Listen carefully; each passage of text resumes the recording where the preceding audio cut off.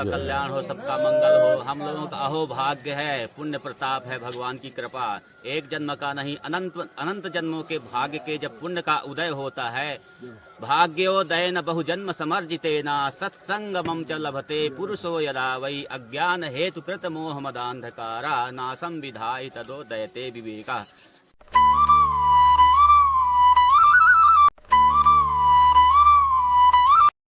गंगा बड़ी ना गोदावरी, तीर्थ बड़े ना प्रयाग, सकल मनोरथ का पुण्य वहीं, जहाँ हृदय राम का वास।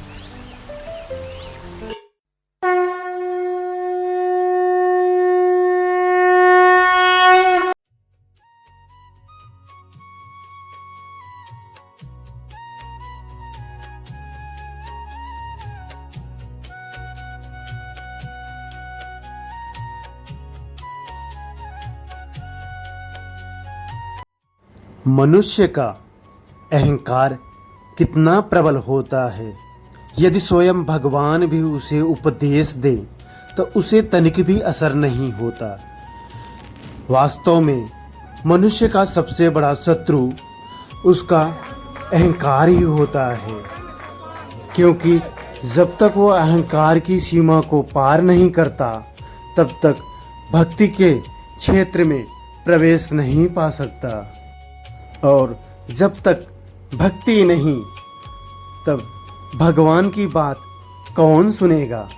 इसीलिए सदैव अपने मन मंदिर में प्रभु की छवि विराजमान करके ध्यान लगाए, मन में राम बसाए।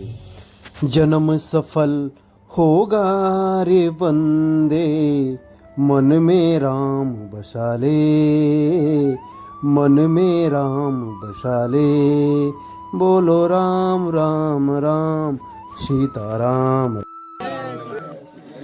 जय सीताराम महाराज जी, दंडवत प्रणाम आपको। जय हो, आशीर्वाद है।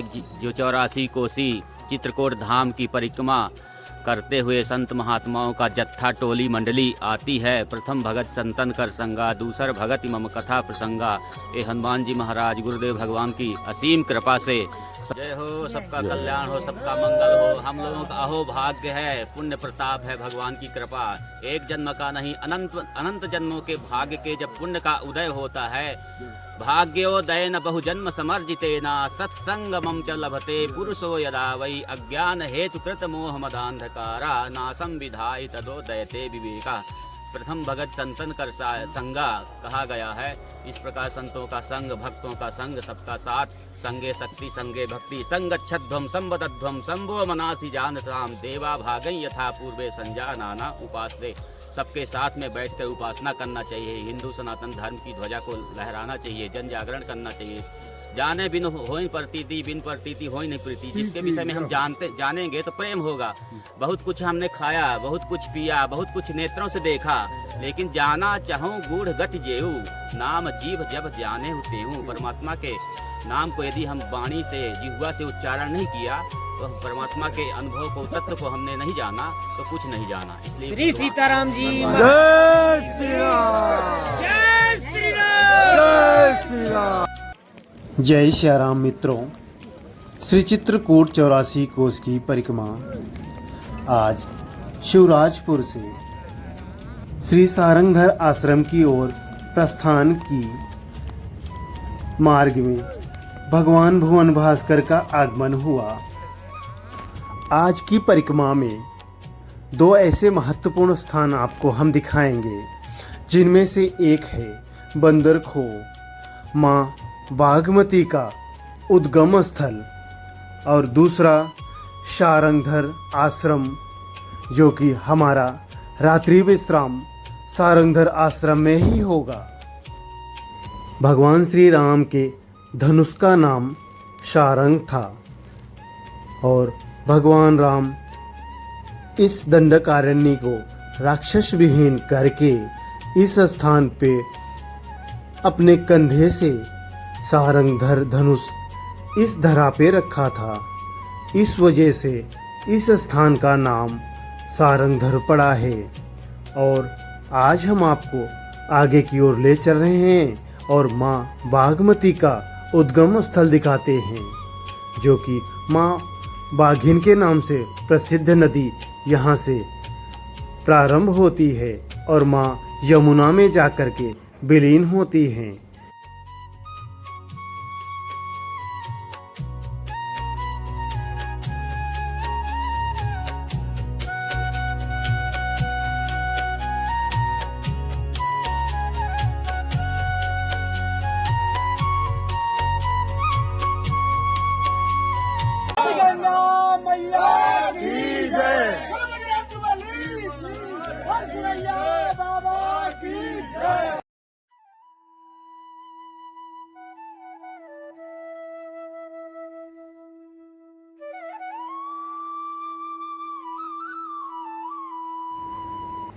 मंदिर के बाहर एक संत महात्माओं की टोली बैठी हुई थी। तो हमने इस स्थान के बारे में जानने का प्रयत्न किया, तो उन्होंने एक अद्भुत कहानी बताई। कहानी है अगस्त्य मुनि और उनके शिष्य सुतीक्षण मुनि की। कहानी ये है कि एक समय की बात है, अगस्त्य मुनि ध्यान में थे और सुतीक्षण मुनि वन में फूल लेने के लिए गए हुए थे और ठाकुर जी की सेवा करने के लिए अगस्त्य मुनि स्नान करने चले गए। इतने में वहाँ वानरों का कुछ झुंड आता है और उन्हें कुछ दिखाई नहीं देता। उन्हें शालिग्राम किसी फल स्वरूप समझ करके शालिग्राम को वहाँ से लेकर के भाग जाते हैं और किसी जंगल में खो देते हैं। इस वजह से इस स्थान का नाम बंदर खोह पड़ा। इतने में अगस्त्य मुनि स्नान करके पूजा स्थल पे पहुँचते हैं तो देखते हैं शालिग्राम तो विराजमान ही नहीं है। सुतीक्षण मुनि को आवाज़ लगाते हैं। सुतीक्षण मुनि दौड़े दौड़े चले आते हैं और फिर अगस्त्य मुनि ने सुतीक्षण मुनि को आदेश देते हैं कि आप जाइए, हमारे शालिग्राम को ढूंढ के लाइए। सुतीक्षण मुनि काफ़ी समय वन में ढूंढने के तत्पश्चात उन्हें कुछ भी प्राप्त नहीं होता। सुतीक्षण मुनि आश्रम की ओर आगे जैसे बढ़ते हैं, एक जामुन के वृक्ष के नीचे दो फल पड़े हुए हैं, सेम जैसे शालिग्राम थे। तो उन्होंने दो जामुन का फल ले जाकर के पूजा स्थल पे रख देते हैं और अगस्त्य मुनि जब उन्हें स्नान कराते हैं तो उन्हें अलग महसूस होता है और अगस्त्य मुनि क्रोधित होकर के उन्हें कहते हैं कि जाओ, आप जब तक हमारे शालिग्राम को लेके आप नहीं आओगे, आपको इस आश्रम में प्रवेश वर्जित है। तब से वो जाकर के वन में तपस्या किए और भगवान राम का वनवास आगमन का प्रतीक्षा किए और स्वयं राम जी को लेकर के अगस्त्य मुनि को दर्शन कराए। तब जाकर के अगस्त्य मुनि उन्हें क्षमा करते हैं। इस कहानी में कितनी सच्चाई है, और सच तो है ही, क्योंकि संत महात्मा कभी मिथ्या बोल ही नहीं सकते। किसी न किसी पहलू में ये कहानी जुड़ी हुई है, क्योंकि अगस्त्य मुनि को दर्शन कराने वाले उनके शिष्य सुतीक्षण मुनि ही हैं। इस वजह से ये कहानी सत्य मानी जाती है। हमें भी सौभाग्य मिला, हमें भी आशीर्वाद अरे हमें भी सौभाग्य मिला कि तो आपके सबके दर्शन हुए। यहाँ बैठे बैठे हमको दर्शन हुए, जैसे तो सुतीक्षण मुनि को दर्शन दिया भगवान ने, तैसे यहाँ तो बस ऐसे महात्मा आया है हमको दर्शन भगवान के प्रभु के ऐसे भाव को लेकर हम भी चले आगे बस गए। चल रहे हैं। और बड़ा भारी सम्मान भी मिलता है। उनके लगे काते संगत करिए बड़े के जो बनत बनत बन जाए है। बड़े की संगत के मानी तो हमें सम्मान मिल रहा है। हम कहते भैया ईश्वर के पाँव परो, हमारे पाँव नहीं परो है, ईश्वर के परो।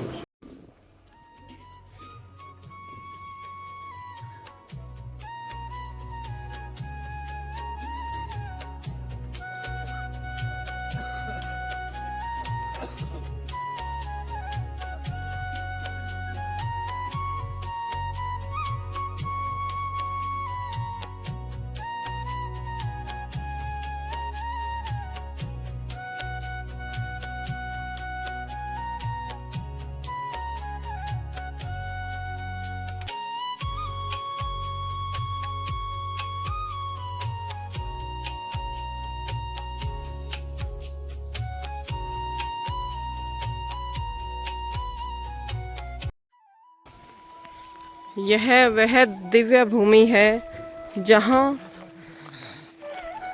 राम जी ने राक्षसों का संहार किया और अपने धनुष बाण को इस स्थान पर रखा।